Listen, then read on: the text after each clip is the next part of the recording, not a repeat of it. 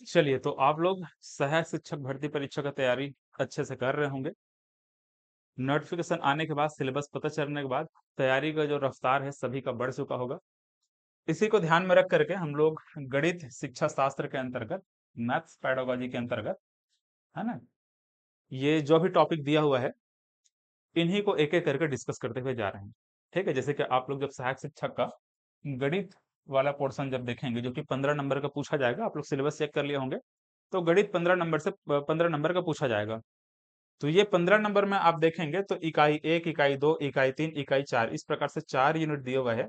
अब इस 4 यूनिट में चौथे यूनिट को ध्यान से देखिए, तो जो हम लोग सामान्य व्यापम में जो गणित पढ़ते हैं, है ना, दशमलव पद्धति है ना, दशमलव प्रणाली है, संख्या पद्धति है, भिन्न है, व्यंजकों का सरलीकरण है, बोर्ड मास का प्रयोग है, वर्गमूल है, हाँ, वर्गमूल ही दिया हुआ है, एलसीएम एचसीएफ है, माध्य माध्यिका, प्रतिशत, अनुपात, चाल, समय, दूरी, क्षेत्रफल, इस प्रकार जितना भी हम लोग ये जो पढ़ते हैं ज्यामिति है ना, निर्देशांक ज्यामिति वगैरह, ये सब चीज आपका फोर्थ यूनिट में, मतलब चौथे यूनिट में इस तरीके से दिया हुआ है। इससे पहले का जो इकाई 1, इकाई 2, इकाई 3, ये 3 यूनिट है जिसमें आपका गणित शिक्षा शास्त्र मतलब कि मैथ पेडागोजी का क्वेश्चन पूछा जाएगा।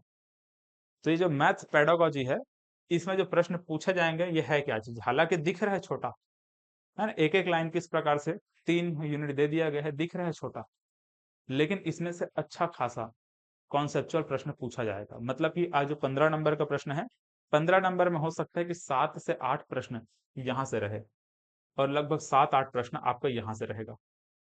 ठीक है, हो सकता है ये ज्यादा भी हो जाए, लगभग 10 प्रश्न यहाँ से हो सकते हैं, क्योंकि 3 इकाई है, 3 इकाई को मिला करके यहाँ पर प्रश्न बनाया जाएगा। तो संभावना है कि लगभग 10 प्रश्न के आसपास इन्हीं सबसे प्रश्न बने। तो अब इसको ध्यान में रख करके हम क्या कर रहे हैं, इसको ध्यान में रख करके हम क्या कर रहे हैं कि जो गणित पेडागोजी है, इसके जितने भी टॉपिक हैं, इस तरीके से जितने भी टॉपिक हैं उन सब को हम लोग बहुत ही विस्तार से, मतलब बहुत ही विस्तार से आपको यहाँ पर मैं समझाते हुए जा रहा हूँ। ये सब आप लोग पढ़े हैं, जब हम डीएलएड करते हैं या फिर बीएड करते हैं तो वहां पर ये जितने भी टॉपिक है, जितने भी कॉन्सेप्ट है, उन सबको पढ़ाया जाता है।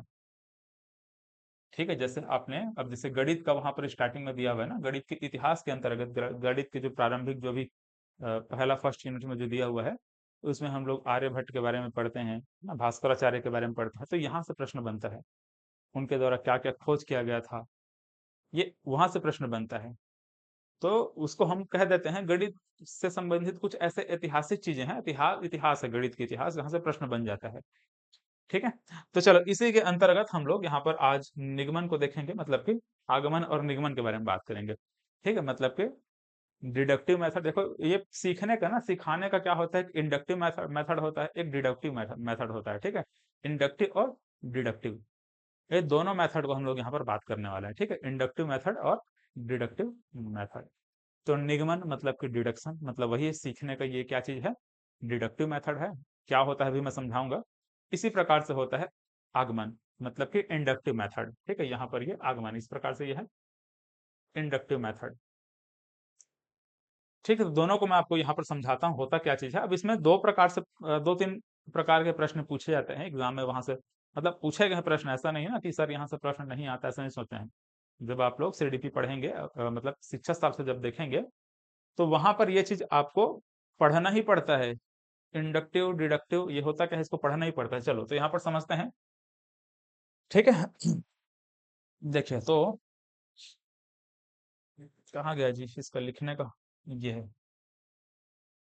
देखिए सबसे पहले तो जो डिडक्टिव मेथड होता है उसको मैं आपको समझाता हूँ, है ना, सीखने का, पढ़ाने का या फिर सिखाने का, ये क्या होता है, डिडक्टिव मेथड होता है। इसे कि यहाँ पर निगमन बोला गया है, मतलब कि डिडक्शन कहा गया है।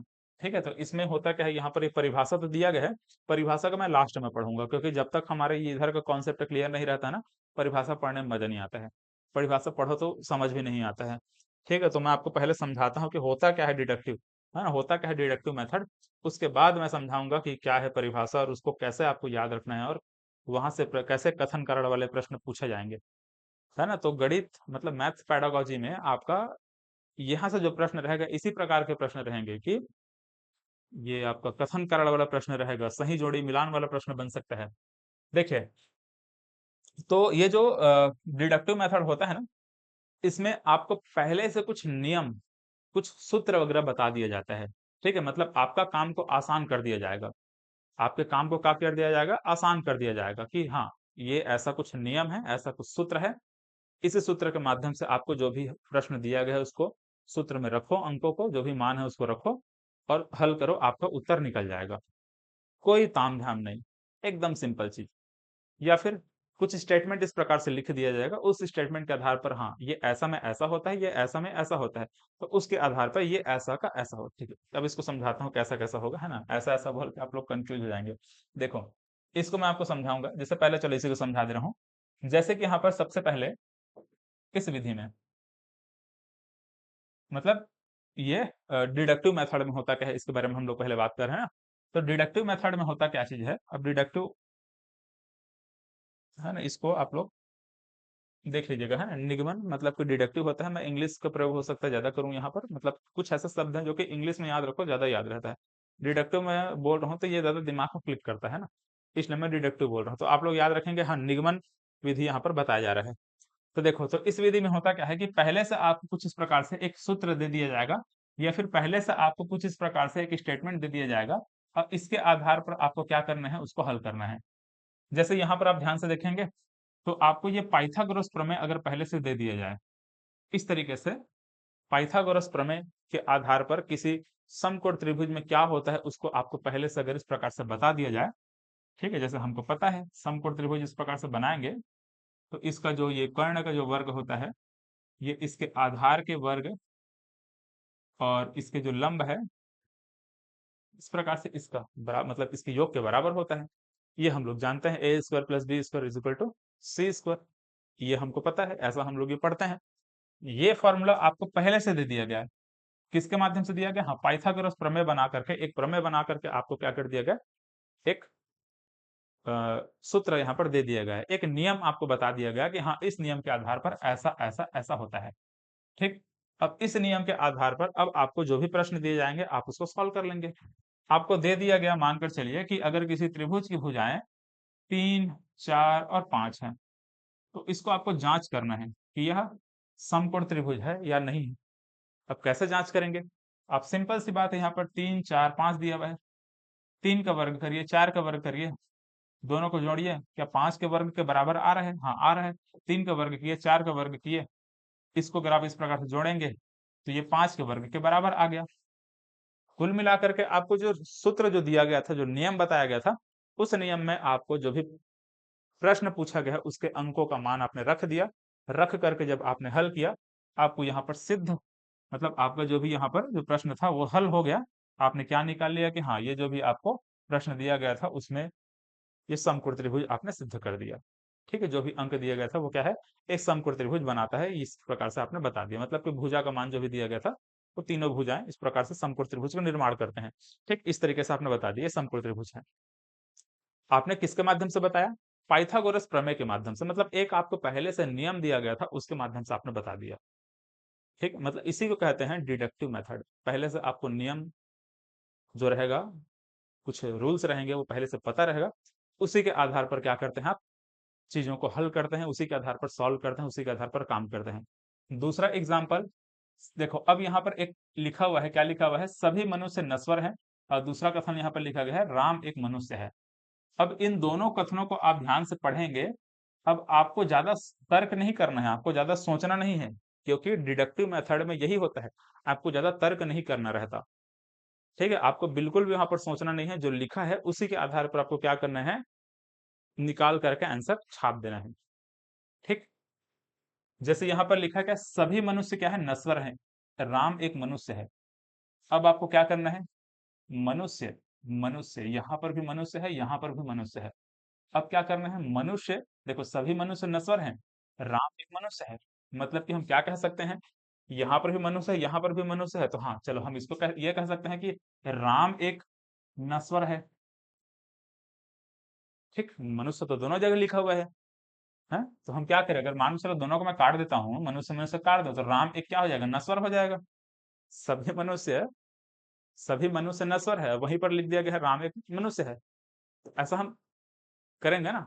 अब यहाँ पर आपने दिमाग क्या लगाया, क्या ऐसा ही है, राम एक क्या नश्वर है? मैं अब यहाँ पर देवी देवता भगवान का नाम नहीं ले रहा, किसी लड़के का नाम मानकर चलो मैं बोल रहा हूँ, है ना? यहाँ पर राम की जगह पे कुछ और लिख सकते हैं आप लोग, राजू लिख सकते हैं, ठीक है? राजू, राजू मतलब सभी मनुष्य नश्वर हैं, राजू एक मनुष्य है।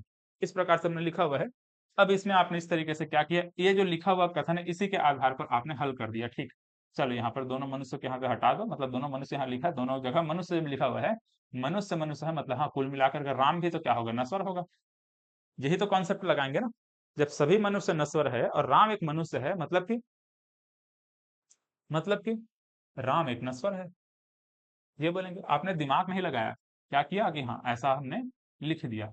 ये होता है डिडक्टिव मेथड, ठीक। अब यहाँ पर डिडक्टिव मेथड में हमने क्या समझा, हमने ये समझा कि हमको पहले से कुछ निष्कर्ष, पहले से कुछ नियम पता होता है, उसी नियम के आधार पर हम जो भी हमारे सामने कठिनाइयां होती हैं, परेशानियां होती हैं, फिर जो भी हमारे सामने जो प्रश्न होता है, उस प्रश्नों का हम क्या करते हैं, उत्तर देते हैं। इंडक्टिव मेथड जब पढ़ेंगे ना तो जस्ट इसका उल्टा होगा, वहां पर हमको पहले से कुछ भी चीज पता नहीं रहेगा, पहले से हमको कोई भी चीज पता नहीं रहेगा, हम करके सीखेंगे, वहां पर देखेंगे कि हाँ, बार बार प्रैक्टिकल करेंगे, अलग अलग त्रिभुज का मान जो आपको दिया रहेगा, हाँ देखेंगे, जोड़ जोड़ घटा स्क्वायर कर करके देखेंगे, करके देखेंगे, और लास्ट में हमको पता चलेगा कि हाँ ऐसा होता है, बाद में मतलब लास्ट में जाकर के उसका जो फॉर्मूला है वो वहां पर सिद्ध होगा। देखिए, तो आपको ये समझना है कि डिडक्टिव मेथड क्या होता है, ठीक है, डिडक्शन क्या होता है, निगमन क्या होता है, अगर आपसे पूछा जाएगा तो आपको क्या बताना है, जिस तर्क में ज्ञान, परिणामों, परिभाषाओं तथा निष्कर्ष, नियमों का प्रयोग करके किसी तथ्य को सिद्ध किया जाता है, उसे निगमन तर्क कहते हैं, ठीक है। मतलब निगमन होता क्या चीज है, डिडक्टिव मेथड या फिर डिडक्शन होता क्या चीज है, जिसमें आपको कुछ पहले से कुछ नियम बता दिया जाएगा, कुछ अ, परिभाषा बता दिया जाएगा, कुछ निष्कर्ष बता दिया जाएगा, कुछ सूत्र बता दिया जाएगा, उसी के आधार पर जो भी आपको प्रश्न को हल करना है वो प्रश्न को हल करेंगे, उसी के आधार पर किसी तथ्य को आप सिद्ध करेंगे। जैसे आपने यहाँ पर एक तथ्य को सिद्ध किया, आपको दो स्टेटमेंट दिया गया था, इन दोनों स्टेटमेंट के आधार पर आपने क्या कर दिया, राम एक नश्वर है, इस प्रकार से आपने एक स्टेटमेंट बना दिया, ठीक। आपने जरा सा भी नहीं सोचा कि मैं क्या लिख रहा हूँ, वहां पर मैं क्यों वैसा लिख रहा हूँ, जरूरी थोड़ी ना है कि राम नश्वर है, सभी मनुष्य सभी मनुष्य क्या है, नश्वर है। अब यहाँ पर है राम एक मनुष्य है, आपने बता दिया कि हाँ राम एक, अर्थात राम भी एक नश्वर है, ऐसा बता दिया, ठीक है। चलो, तो यहाँ पर हम दिमाग नहीं लगाते हैं, क्या करते हैं, सीधा सीधा हमारे पास जो भी परिणाम रहेगा, परिभाषा रहेगा, निष्कर्ष, नियम वगैरह जो भी रहेगा, उसी के आधार पर जो भी हमारा तर्क रहेगा उसको हम सिद्ध कर देंगे, ठीक है। जैसे यहाँ पर हमने सिद्ध किया, जैसे यहाँ पर हमने सिद्ध किया, हमको पाइथागोरस प्रमेय पहले से पता था, मतलब हमको दे दिया गया था पाइथागोरस प्रमेय ये होता है, उसी प्रमेय के आधार पर हमने जो भी प्रश्न था उसको सॉल्व कर लिया, ठीक है। निगमन तर्क किसी सामान्य या व्यापक कथन या परिभाषा से शुरू होता है, जिसे बिना किसी संदेह के स्वीकार किया जाता है। जैसे हम लोगों ने पाइथागोरस प्रमेय के बारे में, आपने कुछ क्वेश्चन पूछा पाइथागोरस प्रमेय का, सर कहाँ से ले आए पाइथागोरस प्रमेय, हमने बिना किसी संदेह के ये फार्मूला को स्वीकार कर लिया, ये फार्मूला को हमने क्या कर लिया, बिना किसी संदेह, बिना किसी प्रश्न पूछे हमने क्या कर लिया, एक्सेप्ट कर लिया, हाँ पाइथागोरस प्रमेय ये होता है। अब पाइथागोरस प्रमेय ये होता है तो क्यों होता है, कैसे होता है, हमने जरा सा भी सवाल नहीं किया, हमने क्या कर लिया, बिना किसी संदेह के स्वीकार कर लिया, और स्वीकार करने के बाद इसी के माध्यम से हम क्या करते हैं, निष्कर्ष को निकालते हैं, इसी के माध्यम से हम विशेष निष्कर्ष निष्कर्ष तक इस प्रकार से पहुंचते हैं, इसी के माध्यम से हम क्या करते हैं, जो भी हमारा प्रश्न है उसको सॉल्व करते हैं। तो ये होता है डिडक्शन, ये होता है निगमन, ध्यान रखेंगे ना। चलिए, अब इसके बाद हम लोग बात करेंगे आगमन के बारे में। तो आगमन और निगमन दोनों को समझना जरूरी है, ठीक है। यहाँ पर यह देखो, ये जो अभी निगमन जो हम लोगों को समझा ना, मतलब डिडक्टिव मेथड जो हम लोगों ने देखा है, उसी का सारांश यहाँ पर लिखा हुआ है, चाहे तो इसको पढ़ सकते हैं, लेकिन इसको चलो लास्ट में पढ़ लेंगे। आगमन होता क्या है, अब यहाँ पर देखो, आगमन का भी दो एग्जाम्पल है ना, आपको ये गणित वाले एग्जाम्पल पहले मैं समझाता हूँ, तब आपको ज्यादा समझ में आ गया, जैसे वहां पर पाइथागोरस प्रमेय को समझाया था ना, इसी प्रकार से गणित वाले एग्जाम्पल को आप समझिए, तब कहीं जाकर के आपको समझ आएगा। तो ये देखो, ये बहुत इंपॉर्टेंट टॉपिक है ना, ध्यान रखेंगे, ये समझ नहीं आता, लोग इसमें फंसे रह जाते हैं, प्रश्न जब पूछा जाएगा तो वहां पर गलत कर डालेंगे, ऐसा होता है। सहायक शिक्षक, शिक्षक दोनों ही में है ना, शिक्षक भर्ती परीक्षा, सहायक शिक्षक भर्ती दोनों में ये बहुत इंपॉर्टेंट टॉपिक है, ध्यान रखेंगे इसको। चलो, तो इसको अच्छे से विस्तार समझिए। अब आगमन होता क्या है ना, आगमन होता क्या है, इंडक्टिव मेथड क्या होता है, इसके बारे में बात करते हैं। अब जैसे आगमन में होता क्या है, देखो आपको क्या किया जाएगा, तीन आप इस प्रकार से आपको त्रिभुज दे दिया जाता है। ठीक है, आगमन विधि से मैं आपको सिखा रहा हूँ, समझिए। आगमन विधि से आपके टीचर आपको सिखा रहे हैं। पहले हम लोगों ने पाइथागोरस प्रमेय आप जो देखा वो डिडक्टिव मेथड था, निगमन विधि से आपको मैंने सिखाया कैसा कैसा होता है। अब यहाँ पर आगमन विधि के माध्यम से त्रिभुज का जो कॉन्सेप्ट है यहाँ पर मैं समझा रहा हूँ। ठीक है, त्रिभुज में हमको क्या सिद्ध करना है कि हाँ, तीनों भुजाओं का, सॉरी, तीनों कोणों का जो योग होता है वो 180 अंश होता है। ये तीनों कोणों का जो योग होता है ना वो 180 अंश होता है। अब तीनों कोणों का ये योग 180 अंश होता है, ये आपको सिद्ध करना है। अब मानकर चलिए ऐसा कुछ आपको नहीं दिया गया है, यहाँ पर मैं फार्मूला मैं पहले से आपको नहीं बता रहा हूँ, ऐसा कोई भी फार्मूला आपको नहीं पता है। ठीक है, हम क्या करेंगे, हमको मानकर चलो पहला त्रिभुज दिया गया। पहले त्रिभुज जब हम लोगों ने देखा तो इसके तीनों कोणों को हम लोगों ने जोड़ दिया। ये 50, 70 और 60 दिया हुआ है। हमने जब जोड़ कर देखा तीनों कोण को, तो हमको पता चला कि हाँ, इन तीनों का जो तीनों कोणों का जो योग है वो कितना है, 180 अंश है। ठीक, हमको दूसरा त्रिभुज फिर से दिया गया। इसमें फिर यहाँ पर कुछ जो भी कोण है ये यहाँ पर लिखे, जैसे कि यहाँ पर 60 है, ये 50 है, ये 70 है। हमने फिर सबको जोड़कर देखा तो हाँ, ये भी 180 हो गया। इस प्रकार से कुछ और हो सकता है ना, जरूरी नहीं यहाँ पर 60, 50, 70 ही हो। अब जैसे यहाँ पर फिर से हमको तीसरा त्रिभुज दिया गया, हमने फिर से इसको जोड़कर देखा। इस प्रकार से यहाँ पर ये 60 है, सॉरी 80 है, फिर यहाँ पर कितना है, 40 है, और यहाँ पर और कितना छुपा हुआ है, 60 है। ठीक है, हालांकि जोड़ के इसको भी आप देख सकते हो कितना है।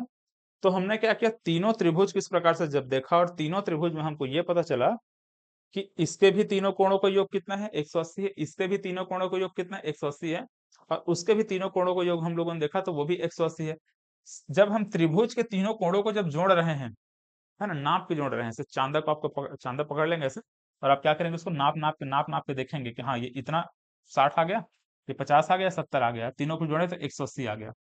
यहाँ पर हमने देखा कि हाँ, ये 40 है, ये 80, इस प्रकार से नाप कर देखा, हाँ, ये 80 है। हालांकि देखो ये चित्र कुछ भी छाप दिया गया है ना, ऐसे नहीं सोचने के साथ, छोटा बड़ा नहीं है तो जब ऐसे दिख रहा नहीं, आपको सिर्फ समझाने के लिए है। ठीक है, आप चाहें तो इसको प्रॉपर तरीके से बना सकते हैं ऐसे, हाँ, ये 80 अंश के लिए हाँ बड़ा दिख रहा है ना, फिर ये ऐसे 60 के लिए ये 60 रहेगा, ये 40 रहेगा, ऐसा आपको बनाना चाहिए बनाने को, बट यहाँ पर समझाने के लिए बनाया गया है।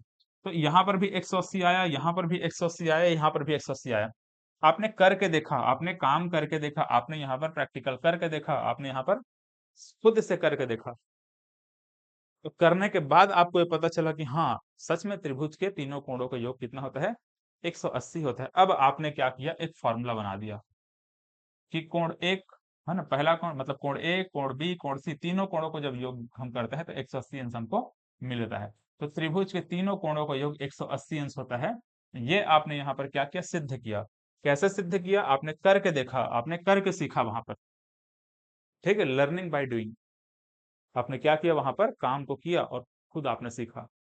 तो ये जो मेथड होता है ना, इसको बोलते हैं इंडक्टिव मेथड, सीखने का इंडक्टिव मेथड। ठीक है, चलिए तो देखो यहाँ पर होता क्या है कि विशेष तथ्यों या उदाहरण के आधार पर सामान्य नियम या निष्कर्ष तक पहुंचने की प्रक्रिया को क्या कहते हैं, इंडक्शन कहते हैं। ठीक है, आगमन कहते हैं। तो निगमन और आगमन, डिडक्टिव और इंडक्टिव मेथड, ये दोनों मेथड मेथड ऐसा है। इसमें दूसरा एग्जाम्पल आप यहाँ पर समझेंगे। ये सभी क्लासेस हमारे एप्लीकेशन में अवेलेबल है ना, यहाँ पर तो कुछ यूट्यूब में डालने के लिए कुछ लेक्चर्स बस आपको मतलब डेमो के तौर पर दिया जा रहा है। बाकी कंप्लीट क्लासेस आप ऐप में चेक करिएगा, डिस्क्रिप्शन में लिंक है, वहां पर चेक करिए, आपको मिल जाएगा। ये यहाँ पर कुछ और लिखा हुआ है, इसको मैं आपको लास्ट में समझाता हूँ होता क्या है ना, बाकी वो ऐसा कोई विशेष चीज नहीं है। दूसरा एग्जाम्पल यहाँ पर देखिए, आगमन का मतलब इंडक्टिव मेथड का आप दूसरा एग्जाम्पल देखिए। ठीक, अब ये वहां तो मैंने आपको सिर्फ त्रिभुज त्रिभुज का एग्जाम्पल दिया, अब यहाँ पर कुछ है सामान्य जो दैनिक जीवन में जब हम लोग देखते हैं उससे आप कुछ सीखिए। देखिए, अब क्या करते हैं आप, इस तरीके से रोड पे जा रहे हैं। ठीक है, रोड पे जा रहे हैं, आपने एक इस प्रकार से कुत्ता को देखा, रंग उसका भूरा है, उसका एक पूंछ है। आपने दूसरा कुत्ता को देखा तो रंग इसका काला है, इसका भी एक पूछ है। आपने फिर से तीसरे कुत्ते को देखा, इसका रंग ये गोरा है, बहुत सफेद रंग का है और इसका भी एक पूछ है। आपने एक और कुत्ते को देखा, इसका भी रंग कुछ और तरीके से है, मतलब चितकबरा टाइप का दिख रहा है, लेकिन इसका भी एक पूछ है। सभी कुत्ते को आपने इस प्रकार से जब देखा, सभी कुत्ते का आपको पता है, हाँ ये भी कुत्ता है, ये भी कुत्ता है, ये भी कुत्ता है, लेकिन सभी को देख करके आपने क्या कर दिया, एक निष्कर्ष निकाल दिया कि जितने भी कुत्ता मैंने देखा है उस सभी कुत्ते का कितना पूछ था, एक एक पूछ था। कोई भी ऐसा कुत्ता नहीं था जिसका दो पूछ हो जाए। अब आप ये कहेंगे कि सर कोई ऐसा भी कुत्ता हो सकता है जिसका पूछ ही ना हो, कोई काट दिया होगा, है ना, बोल सकते हैं। उसी को यहाँ पर बताएं, मैं बताऊंगा आपको, है ना, वो चीज यहाँ पर क्यों ऐसा भी हो सकता है। तो आपको यहाँ पर क्या पता चला कि जितने भी बार आपने कुत्ता देखा सभी का क्या, एक ही पूछ था। तो सभी कुत्तों का एक पूछ होता है। आपने यह निष्कर्ष निकाल दिया। क्या निकाल दिया? निष्कर्ष निकाल दिया, मतलब आपने नियम बना दिया कि कुत्ते का एक पूछ होता है। ठीक, या आपने ऐसा नियम बना दिया कि हाँ कुत्ते के चार पैर होते हैं। ठीक है, चलिए अब देखो यहाँ पर क्या बोला जा रहा है, परिभाषा। अब इसको कैसे परिभाषित करेंगे? विशेष तथ्यों या उदाहरण के आधार पर सामान्य नियम अथवा निष्कर्ष तक पहुंचने की प्रक्रिया को आगमन कहते हैं। ठीक है, क्या समझे आपने कि विशेष तथ्यों या उदाहरण के आधार पर, है ना, उदाहरण के आधार पर सामान्य नियम तक या फिर निष्कर्ष तक पहुंचने की जो प्रक्रिया होती है उसी को हम क्या कहते हैं, आगमन कहते हैं, इंडक्शन कहते हैं, इंडक्टिव मेथड कहते हैं सीखने का। ठीक है, ऐसा कुछ आपको विशेष उदाहरण बताया जाएगा और उन उदाहरणों के माध्यम से आप क्या करेंगे, सामान्य नियम बना देंगे। ठीक है, इस प्रकार से एक नियम आपने बना दिया।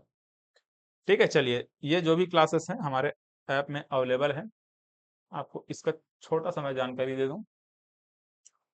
ये सहायक शिक्षक का जो हमारा बैच है ना, इसी में आपको जो भी क्लासेस हैं सब यहीं पर मिलेगा। ये कॉन्टेक्ट नंबर है, इस पर आप लोग संपर्क करिएगा, जो भी जानकारी यहाँ पर आपको बता दिया जाएगा। या फिर ये हमारा एंड्रॉइड ऐप है सजीव मैपलॉजी, यहाँ पर जाकर के चेक करिए, सभी क्लासेस अवेलेबल है, शिक्षक भर्ती का भी, सहायक शिक्षक का भी। ये आपको बहुत ही कम प्राइस में हम लोग ऑनलाइन क्लासेस, टेस्ट सीरीज और नोट्स प्रोवाइड कर रहे हैं। ठीक है, नोट्स रीडेबल फॉर्मेट में रहेगा, उस चीज को ध्यान रखेंगे। ठीक है, तो हम लोगों ने क्या समझा कि आगमन विधि, है ना, इंडक्टिव मेथड क्या होता है वो हम लोगों ने यहाँ पर समझ लिया। अब कुछ चीजें यहाँ पर, कुछ निष्कर्ष यहाँ पर लिखा हुआ है, जैसे कि डिडक्टिव मेथड में देखो, डिडक्टिव मेथड में हम लोगों ने क्या समझा कि डिडक्टिव मेथड में हमको पहले से कुछ इस प्रकार से नियम वगैरह पता रहेगा, नियम है, कुछ रूल्स है वो पता रहेगा, उसके माध्यम से हम इस प्रकार से प्रश्नों को हल करेंगे, है ना, हमारा उत्तर बाद में निकलेगा। पहले से हमको इस प्रकार से कोई भी कॉन्सेप्ट बता दिया जाएगा। लेकिन हम लोगों ने इंडक्टिव मेथड में क्या समझा कि हम खुद क्या करते हैं, वहां पर नियम बनाते हैं, उदाहरण के माध्यम से नियम बनाते हैं। इस प्रकार से बहुत सारे उदाहरण को देखेंगे, ऐसे हमने बहुत सारा उदाहरण को देखा और उदाहरण के माध्यम से हमने क्या किया, एक नियम बना दिया। ठीक है, तो इसी चीज को यहाँ पर बताया गया है। अब देखो जैसे कि यहाँ पर आ, ये कुछ कुछ पॉइंट दिया हुआ है, चाहे तो इसको पढ़िए या फिर छोड़ भी सकते हैं, कोई इशू नहीं है इसमें। जैसे यहाँ पर आप इसको देखेंगे तो इसमें भी कुछ पॉइंट दिए गए हैं, जैसे निगमन तर्क सामान्य से विशेष विशेष की ओर जाता है। मैं आपको बताया ना, जो निगमन होता है ये सामान्य से क्या होता है, विशेष की ओर जाता है। आपको एक सामान्य कोई भी रूल दे दिया गया है, सिंपल से एक आपको परिभाषा दे दिया गया है। ठीक है, आपको एक सामान्य से क्या कर दिया गया है, परिभाषा दे दिया गया है, फिर सामान्य से फॉर्मूला आपको दे दिया गया है। इस सामान्य से जो परिभाषा है ना, उसके माध्यम से आप सिद्ध करेंगे कोई विशेष तथ्य को। ठीक है, एक विशेष प्रश्न को आपने क्या कर दिया, सॉल्व कर दिया, किसके माध्यम से, सिंपल से एक रूल था उसके माध्यम से, पाइथागोरस प्रमेय के माध्यम से आपने इतना बड़ा क्वेश्चन को सॉल्व कर दिया। ठीक, इनमें पहले नियम या फिर सिद्धांत पता होता है, सिद्धांत को स्वीकारा जाता है, उसके बाद हम उसको क्या करते हैं, अप्लाई करते हैं, उसको इंप्लीमेंट करते हैं। फिर उस नियम के आधार पर निष्कर्ष निकालते हैं, ये बोला जाए मतलब कि पहले हमको सामान्य जो भी नियम रहेगा उसको स्वीकारेंगे, उसके माध्यम से हम क्या करते हैं, निष्कर्ष तक पहुंचते हैं। ठीक है, गणित, विज्ञान, दर्शन और तर्कशास्त्र में इसका व्यापक रूप से प्रयोग होता है, ये बोला जा रहा है। इसी प्रकार से अगर हम बात करेंगे, किसके बारे में बात करेंगे कि ये आगमन विधि की अगर बात करेंगे इसमें, तो इसमें होता क्या है कि इसमें विशेष से सामान्य की ओर जाते हैं। मतलब कि कुछ विशेष विशेष उदाहरण देखेंगे ना, कुछ विशेष विशेष क्या करेंगे, कुछ स्पेसिफिक हम उदाहरण इस प्रकार से देखेंगे, और वो स्पेसिफिक जो उदाहरण है उसके माध्यम से हम सामान्य नियम को जनरेट कर देंगे, सामान्य नियम को क्या कर देंगे, फॉर्मुलेट कर देंगे, सामान्य हम नियम को, सूत्र को लिख देंगे। बहुत सारे विशेष हमने उदाहरण देखा, त्रिभुज को, अलग अलग त्रिभुज को हमने इस प्रकार से कैलकुलेट कर करके, जोड़ घटा करके हमने देखा। विशेष उदाहरण को हमने वहां पर समझा, एनालिसिस किया, एनालिसिस करने के बाद हमको पता चला कि हाँ, इस तरीके से एक सामान्य नियम बनाया जा सकता है। सामान्य नियम बना दिया, त्रिभुज के तीनों कोणों का योग 180 अंश होता है। इसमें होता क्या है, बोला जा रहा है कि अवलोकन और अनुभव पर आधारित होता है। मतलब कि जो इंडक्टिव मेथड होता है वो अवलोकन और अनुभव पर आधारित होता है। हम क्या करते हैं, अवलोकन करते हैं चीजों को और अनुभव करते हैं, उसके माध्यम से हम क्या करते हैं, जो भी तथ्य है, जो भी परिभाषा है, उसको हम लिखते हैं। निष्कर्ष मतलब लास्ट में निष्कर्ष निकालते हैं। निष्कर्ष संभावित रूप से सत्य होता है।